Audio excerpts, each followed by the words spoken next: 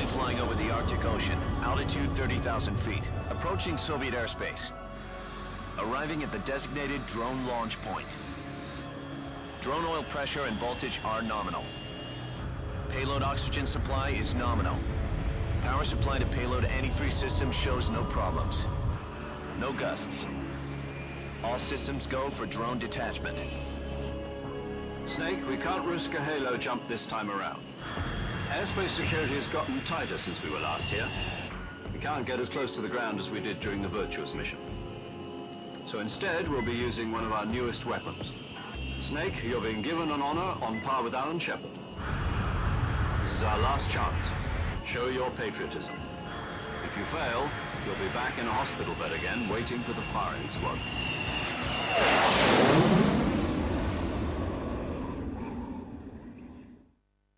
So how does it feel to be a patient in one of the most advanced ICUs in the world? Would you do me a favor and tell the suits about visiting hours? I'll never get better with them assaulting me day and night with their questions. Must be part of the top brass's inquiry. More like an interrogation. According to them, I'm a traitor and an accomplice to the boss's defection. They're just looking for a scapegoat. Does that mean they're after you, too? Let's just say neither one of us is going to be made a national hero out of this. Does this mean Fox is going to die? No. This fox is still one step ahead of the hounds. The reason I came to see you today, Jack, it's time for Fox to clear its name. What are you talking about? The situation has changed. We still got a chance to come out of this one alive. Yeah, what kind of chance? Don't get too excited. Here, have a cigar. It's Cuban.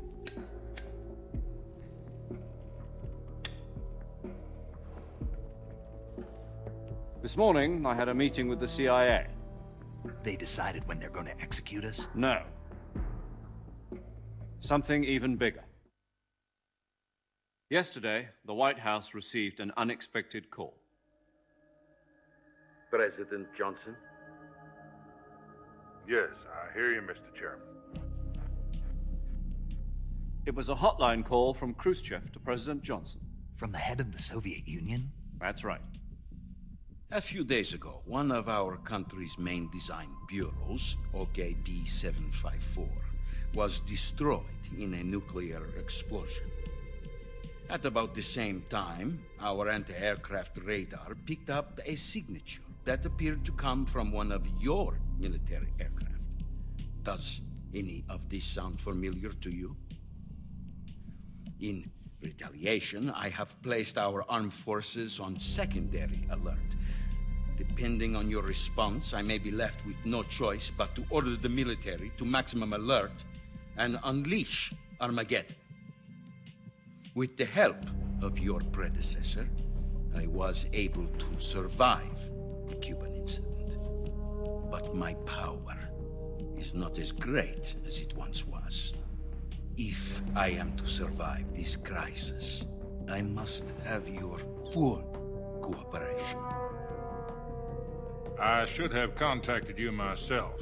Did you know that one of our soldiers defected to your country a week ago? No. So you haven't heard then.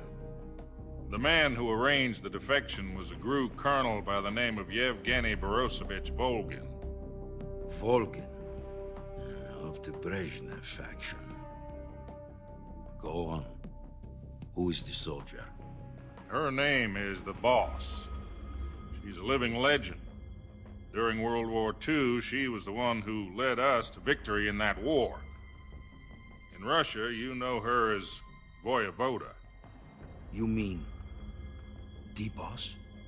The mother of your special forces? Yes, that's the one. And she took 2 miniature nuclear shells along with her. The Boss took 2 miniature nuclear shells.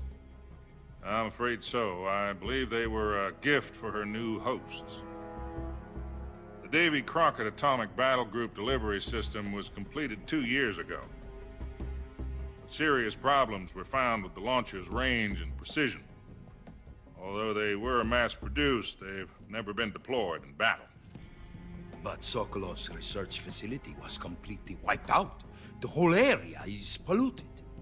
I can only offer you my deepest condolences over this terrible tragedy. So, the boss, with Colonel Volgin's help, stole 2 experimental nuclear shells and took them with her as gift when she defected. Then, shortly thereafter, Sokolov's design lab, a top-secret military research facility, was destroyed by one of these weapons. Am I right so far? Yes, that's correct. And the American government denies any involvement in the affair. Is that right as well? That's correct. We were not involved in any way. Then what was a U.S. military aircraft doing on our radar screen? It was clearly in a violation of our airspace. And yet you say it was not acting under your orders. That's correct. You expect me to believe that this was all the work of a single soldier? I don't know what else to tell you. The army insists that this is all a ploy on your part. I've said it once and I'll say it again. Our government had nothing to do with it.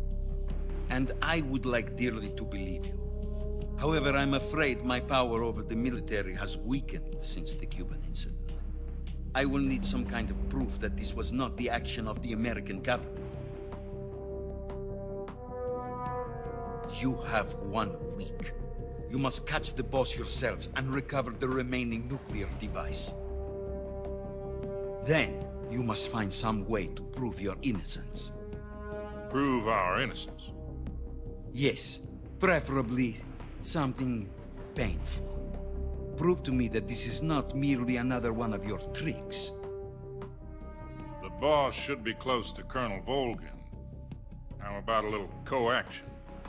I would not expect too much if I were you. The political situation here is unstable. And Colonel Volgin is a member of the Brezhnev faction, which seeks to topple my government. 1 week. You have only 1 week. And if it is not too much to ask, do something about Volgin as well. What is that supposed to mean? Nothing means nothing. Call it a modest gentleman's agreement to ensure our continued relationship. What if we can't prove our innocence? Then I will be unable to restrain the military. I will be ousted, and they will seek their revenge. A nuclear attack on the United States? I leave the disposal of this situation entirely to your discretion, Mr. President. Disposal. If you fail, it will mean the beginning of a new world war. To put it simply, in order to avoid a full-scale nuclear conflict, we have to prove that America was not involved in that explosion. And eliminating the boss ourselves will prove America's innocence? Right. The higher-ups have decided that you're the only one capable of pulling this off. You were her last apprentice. Screw this one up, and we'll both be 6 feet under. There's no choice.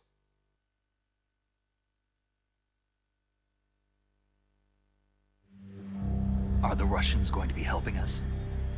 The KGB has promised to lend us one of their communications satellites so that you and I can talk to each other. That's it? They've also put us in touch with a couple of insiders. Insiders? There was a defection in September 1960. Do you remember it? You mean the 2 NSA codebreakers who went over to the Soviet Union? Precisely. Since then, they've apparently been training with the KGB for exactly this kind of situation. Their code names are Adam and Eva. I've been told that Adam has infiltrated Volgin's ranks. We've also arranged for him to provide you with an escape route. You'll need to rendezvous with him when you get there.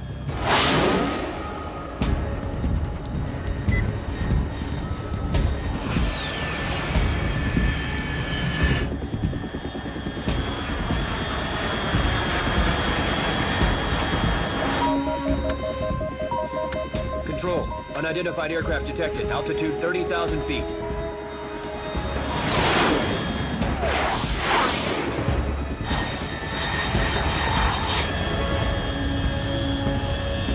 It's fast. Estimated airspeed exceeding Mach 3. Bearing south.